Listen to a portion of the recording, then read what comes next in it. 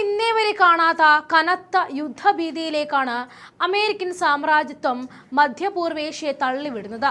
പതിറ്റാണ്ടുകളായി തങ്ങൾക്ക് മാത്രം അവകാശപ്പെട്ടത് എന്ന് അഹങ്കരിച്ച ആയുധബലവും സാങ്കേതികവിദ്യയും ഇനി മധ്യപൂർവേഷ്യയിൽ ചെലവാകില്ല എന്ന് അമേരിക്ക തിരിച്ചറിയുന്ന കാഴ്ചയാണ് നാം ഇപ്പോൾ കാണുന്നത്. ഇറാന് മേൽ ഏകപക്ഷീയമായ ആധിപത്യം സ്ഥാപിക്കാമെന്ന വാഷിംഗ്ടണിന്റെ മോഹങ്ങൾക്ക് തിരിച്ചടിയേറ്റിരിക്കുന്നു. സകല അന്താരാഷ്ട്ര നിയമങ്ങളും കാറ്റിൽ പറത്തി സമാധാന ചർച്ചകൾക്ക് ഒട്ടും സമയം നൽകാതെ കടലിലും കരയിലും സൂയിസൈഡ് ഡ്രോണുകൾ ഉപയോഗിച്ച യുദ്ധം ഇരന്നു വാങ്ങുകയാണ് അമേരിക്ക ചെയ്യുന്നത്. എന്നാൽ ഈ അഹങ്കാരത്തിന് ഹോർമുസ് കടലിടുക്കിലും കുവൈറ്റിലും ജോർദാനിലും ഇറാൻ നൽകിയ മറുപടി അമേരിക്കൻ പടക്കപ്പലുകളുടെ മുന ഒടിക്കുന്നതായിരുന്നു.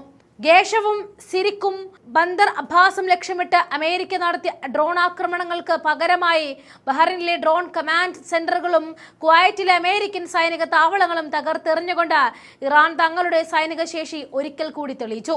കുവൈറ്റിലെ അമേരിക്കയുടെ അതിശക്തമായ ഹിർമാസ് മിസൈൽ താവളം തങ്ങൾ പൂർണ്ണമായിട്ടും തകർത്തുവെന്ന ഇറാന്റെ പ്രഖ്യാപനം അമേരിക്കൻ പെന്റഗണിനെ ഞെട്ടിച്ചിരിക്കുകയാണ്.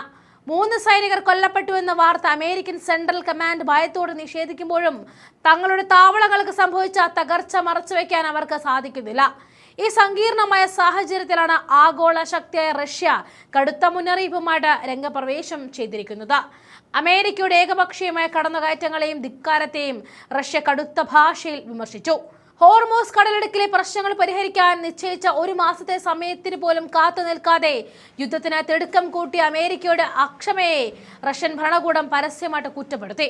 ബുഷാർ ഉൾപ്പെടെയുള്ള ഇറാന്റെ ആണവ കേന്ദ്രങ്ങൾക്ക് നേരെ അമേരിക്ക ഏതെങ്കിലും തരത്തിലുള്ള ആക്രമണത്തിന് മുതിർന്നാൽ അതിന്റെ പ്രത്യാഘാതം ഗുരുതരമായിരിക്കുമെന്നും അത് ഇറാനിൽ മാത്രം ഒതുങ്ങി നിൽക്കില്ല എന്നുമാണ് മോസ്കോ നൽകിയ അന്ത്യശാസനം.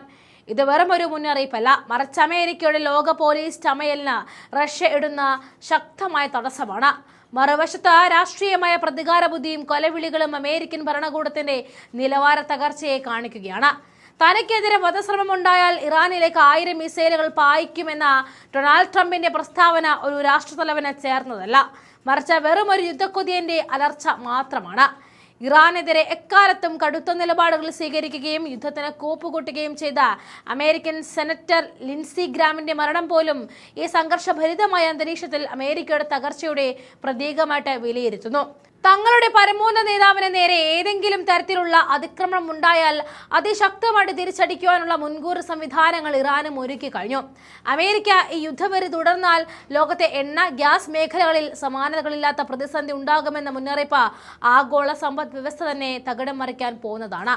ഹോർമോസ് കടലിടുക്കിൽ നിന്നും അമേരിക്കൻ സൈന്യം പിന്മാറാതെ ഈ പ്രതിസന്ധിക്ക് പരിഹാരമില്ല എന്ന് ഇറാൻ വ്യക്തമാക്കുമ്പോൾ ഒമാനുമായിട്ട് ചേർന്ന് അവിടെ അട്ടിമറി നടത്തുവാനുള്ള അമേരിക്കൻ നീക്കങ്ങളും പരാജയപ്പെട്ടിരിക്കുകയാണ്. റഷ്യയുടെ ശക്തമായ പിന്തുണയും ഇറാന്റെ അചഞ്ചലമായ പ്രതിരോധവും ചേരുമ്പോൾ മധ്യപൂർവേഷ്യയിൽ അമേരിക്കയുടെ അപ്രമദിത്വം അവസാനിക്കുകയാണ്. സാമ്രാജ്യത്വ ശക്തികളെ തളച്ചുകൊണ്ട് റഷ്യയും ഇറാനും ഈ മേഖലയിൽ പുതിയൊരു ശക്തി കേന്ദ്രമായി മാറുന്ന കാഴ്ചയാണ് നാം ഇപ്പോൾ കാണുന്നത്. യുദ്ധക്കൊതി പൂണ്ട അമേരിക്കയ്ക്ക് ഇത് തിരിച്ചടികളുടെയും പതനത്തിന്റെയും തുടക്കം മാത്രമാണ്.